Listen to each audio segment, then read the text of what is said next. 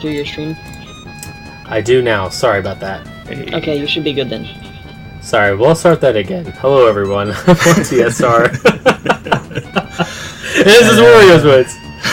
And my commentator is... Hi, I'm Aaron Dowie. I also run this game.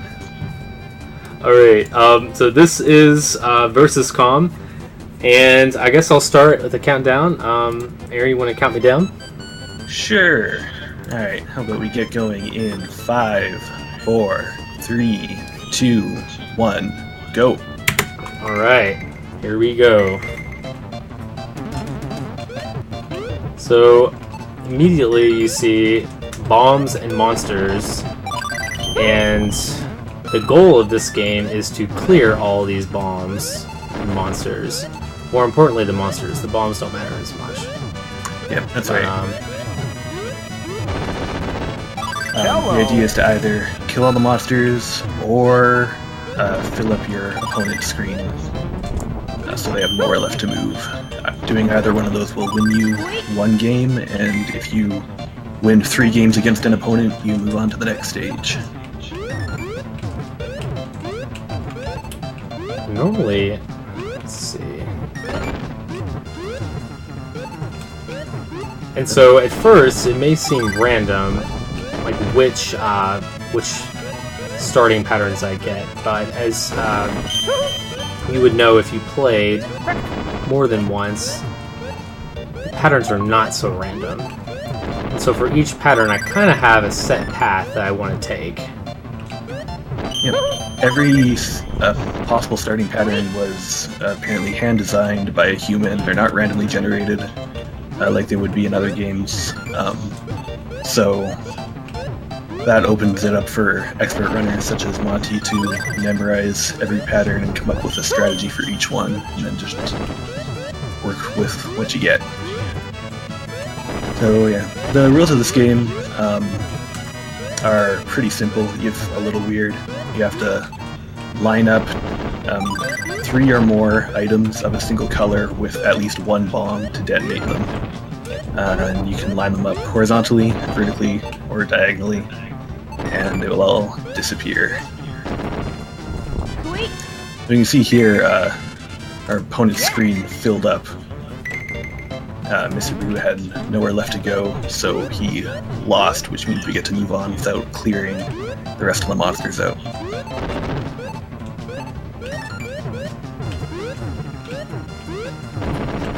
So to accomplish that, which we often call a crush kill, the easiest way is to try and lower the thwomp above your opponent so that they have nowhere left to move. You can do this by clearing a row of 4, 5, or 6 or more items. And the more you clear, the more the thwomp drops. And then, of course, the faster we win. That's right. So a piece of the speedrun is deciding whether it's faster to clear all the monsters in my field or go for a crush. And oftentimes, the game decides for me, just based on what my opponent's doing. But if I have any say in it, I like to go for the crushes. Yep. So that's starting off. They are usually faster, and so a crush happens whenever you make a combo 4 or greater. So you notice that I'm trying to stack my monsters in stacks of 4 or more. I like to go for 5s, because 5's the point where a gem appears, and the gems clear all the monsters of that color, which is really important because once that color is completely gone, the fairy no longer drops that color. And if the fairy's not dropping a color you don't need, they'll more likely to drop a color you do need. That's right, yeah, this this game is notorious for being biased towards the colors red and green. Right. So,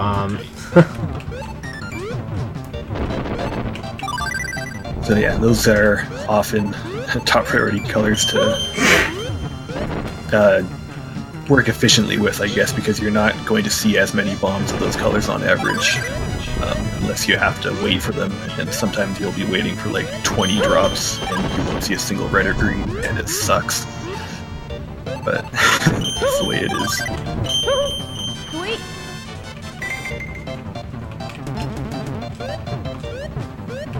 So with every like set of stages, there are a different set of patterns.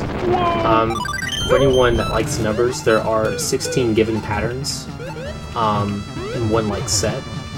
So for like, I guess like the cave, because this is where you could say I am. The cave has 16 unique patterns that repeat occasionally. So I kind of memorize what I need to do for each one. But the bombs fall at different, like in different orders. But recently, we've been able to sort of manipulate and predict what bombs are going to fall, which has been really nice.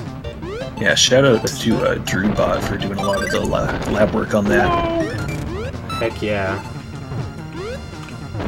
That's why we were careful about the title screen. Because one of the things that affects what seed you get for the random bomb drops is how many bombs drop in the demo on the title screen. Yeah, so let's talk about that. I didn't play the title screen with Wario in his woods because just one bomb drop in the demo can totally change your RNG. And once your RNG changes, you kind of have to relearn what happens. So I guess this is really important to Wario's Woods runners because if you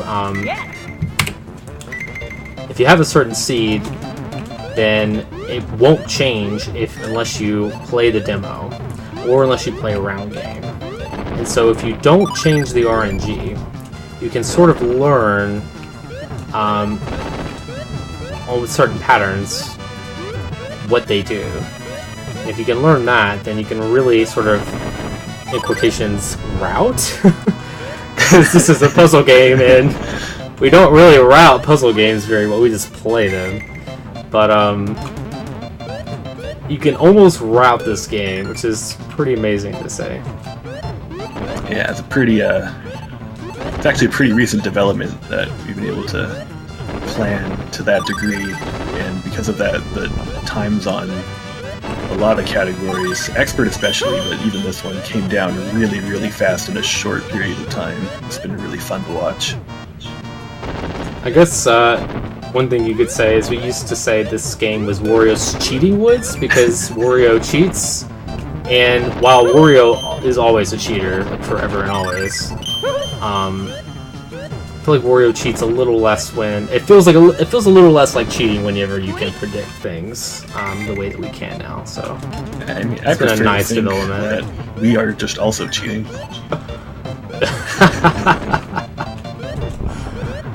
This is true.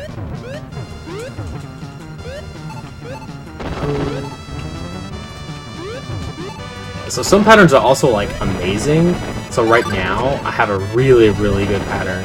I'm not doing a very good job at execution, but it's a good pattern because it's really easy to set up. I can set it up quickly, and I can clear my board quickly. Oh, I messed up. Yep. There you go. A lot of patterns are just seem predisposed to giving you lots of opportunities to make 5 in a row, which again gives you diamonds, which helps you clear colors, and also slows your opponents down by turning all their bombs into monsters that they have to clear out. Which like isn't a huge deal because the opponent's AI is pretty bad, and they're not likely to win in normal mode. They're really bad. So you might notice that, yeah, if you watch the AI for a couple seconds, it probably doesn't do a whole lot. Like sometimes they get like really lucky or really smart for a couple seconds, and then that sucks. But yeah. You know, one thing that I've noticed is that the AI is really defensive. So one way the AI is defensive in this game, if they clear anything diagonally, the thwomp block that's slowly lowering on top of them will raise. And if you're trying to get a crush kill, you don't want that to happen. Yeah. You want that thwomp to stay exactly where you've put it, because otherwise all of your hard work is gone for naught. So whenever the AI gets a diagonal clear, it's like, ugh, it's awful. It's sort of baked into the rules of the game in that they made it way easier to raise your own thwomp than it is to lower your opponent's. Yeah, But it also seems like the AI just will pick up on a good defensive move all the time if there is one. Which is weird since they're so bad at attacking you. They're so good at defense. It's ridiculous.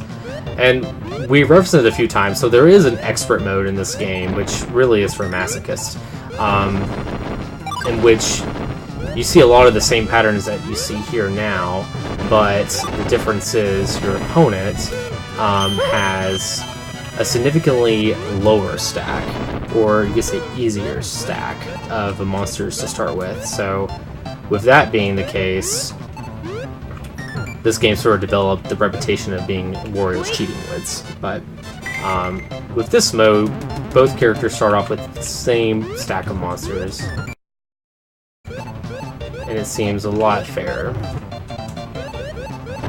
Yep. It's just kind of funny that for the expert mode, they didn't make the AI better. They just cheated in their favor a whole lot. Cool. Exactly.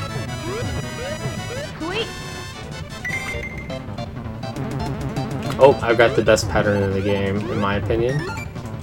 Yeah, it's a pretty good one. A lot of patterns like this that have a vertical gap in the middle are really nice because you can manipulate things very easily. Pull off things like this. You can get a 5 or a 6 and a 5 together, which will drop your opponent's font by 3 and give you gems. And it's really, really clean and nice. Of course, I already messed it up, but you did good enough for sure. Look at that.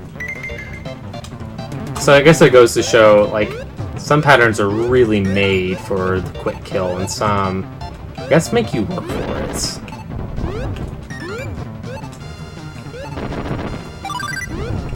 Oh, alright, so now I'm against Sarissa. This is when the game gets a little tough. Right, so here's around the sort of an awkward phase of the game where you're not always sure whether or not you want to go for a crush kill or clear out all your monsters. Like, around here is when, at least in my experience, you kind of transition from mostly clears to mostly crush kills. And some of the patterns don't really help, like this one's a little awkward.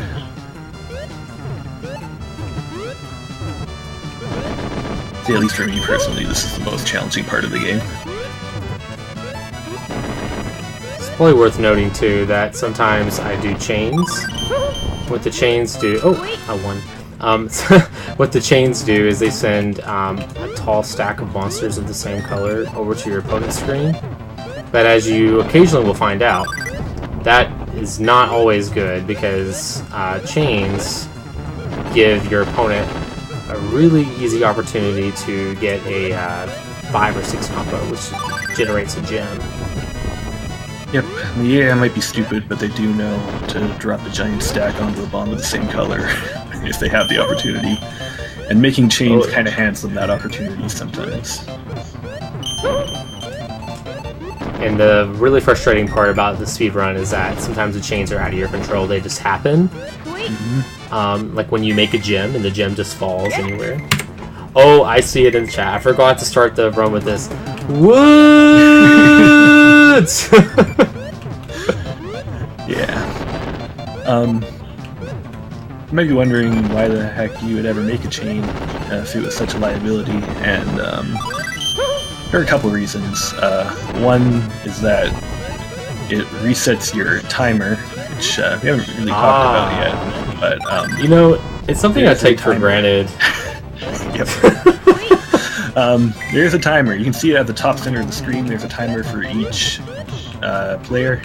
When that timer fills up, you will switch from bomb mode to monster mode, where instead of this nice fairy dropping bombs on us, it'll turn into a mean black bird or bat. There's some debate about what exactly it is.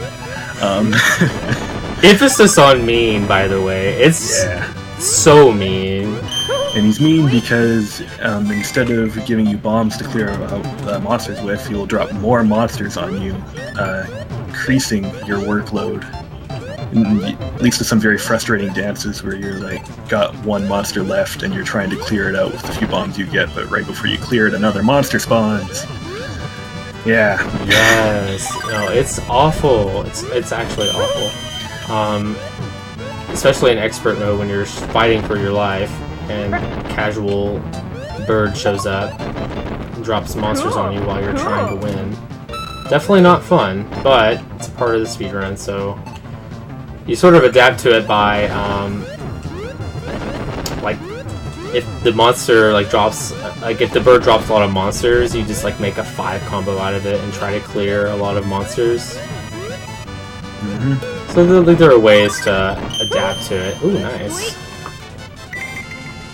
And the other reason why you might choose to do chains is because if you can like chain together like a couple 4s or 5s, you can drop your opponent's swamp by a lot in a very short amount of time and give them no chance to really react and defend against it, which can help.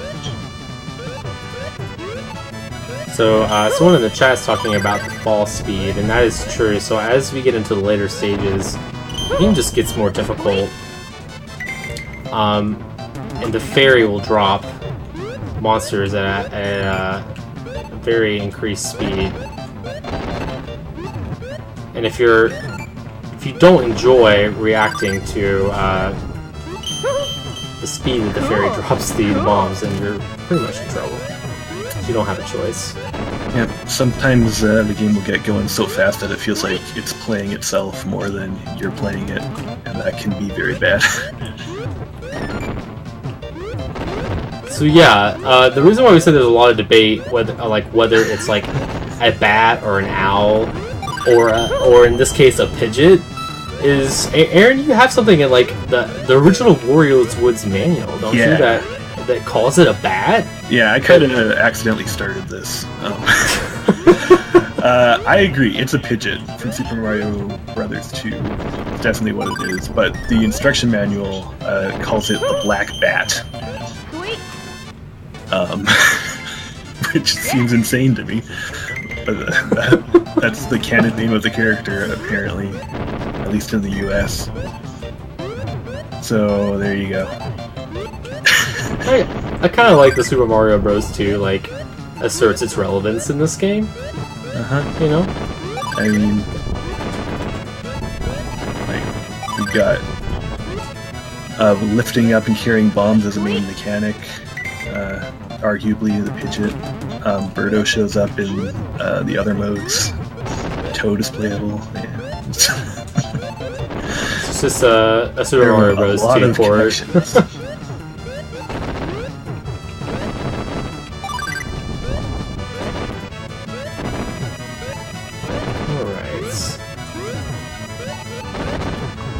So right now, we've really whizzed through this. This time's flown by really quick. Yeah. Already at Carlton, which in the expert mode of the speedrun can be quite troublesome, but I guess in the normal speedrun it's not too bad.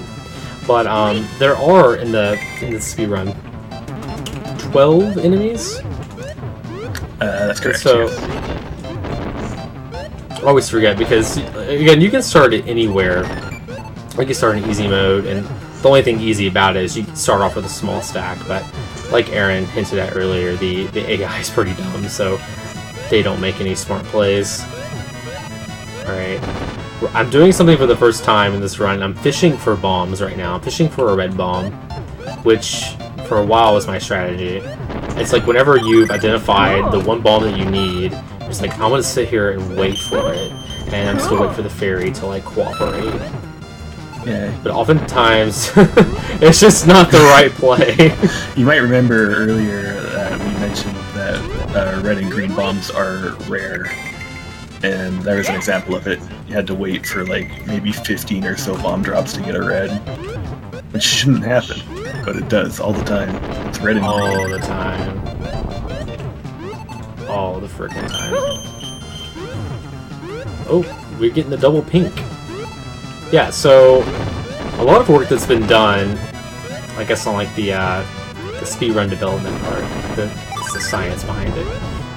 So we sort of predicted the bombs that drop, but of course, as soon as we do that, we also find a couple exceptions. So sometimes the game will drop 2 colors in a row, and we don't really understand why.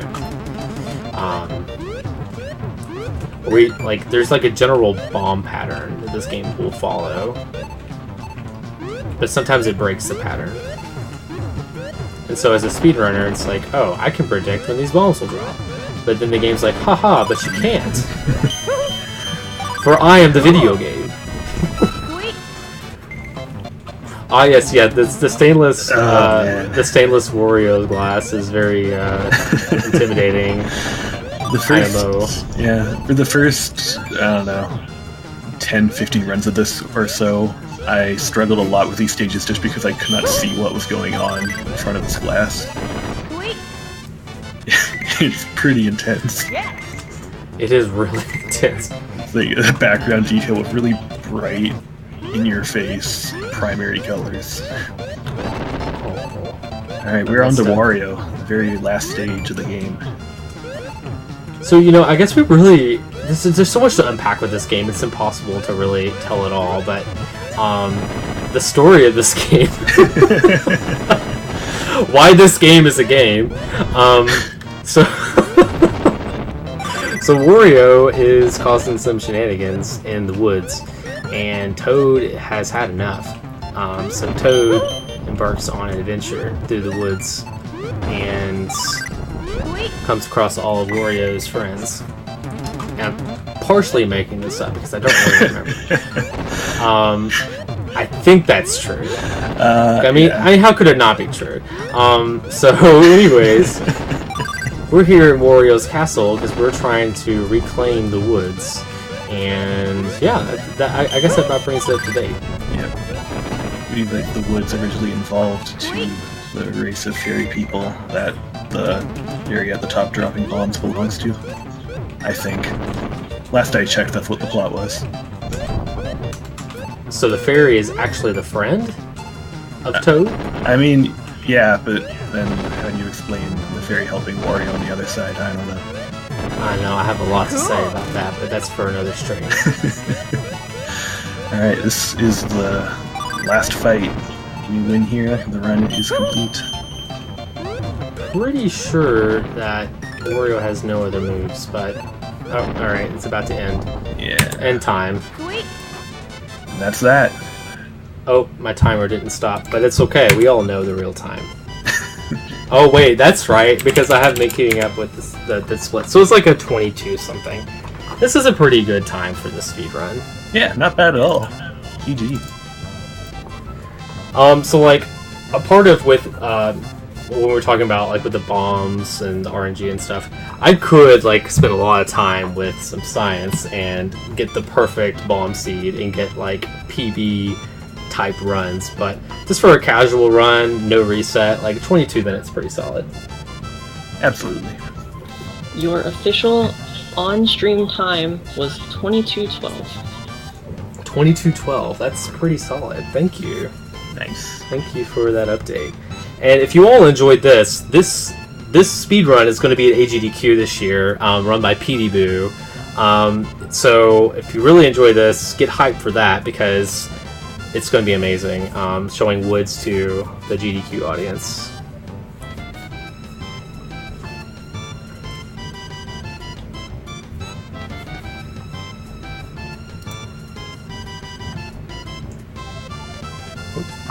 So I guess after this, so of course time ends as soon as Toad throws up his little deuces, but see Wario all sad that he lost. And then at the end of these credits is the secret to activate expert mode. And I guess these characters you see earlier are the characters from the earlier difficulties. Right. The ones that we don't play because it just makes the run longer. Yep. Soon you'll see the ghost. All that hard mode does is just skips the first 6 stages.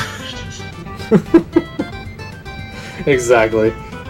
It's probably one of the most common questions is like, why don't you start on easy if you're having a hard time with the speedrun? It's like, it doesn't add anything. And so I see a comment about the music. Best music in the game is in round game, but like we were talking about earlier with the demo and that changing the RNG, the round game also changes the RNG, which is this mode right here. I won't play it, but it's like basically line clear, just clearing monsters for fun. It has the best music, but that's Wario's Woods. Hope you all enjoyed it.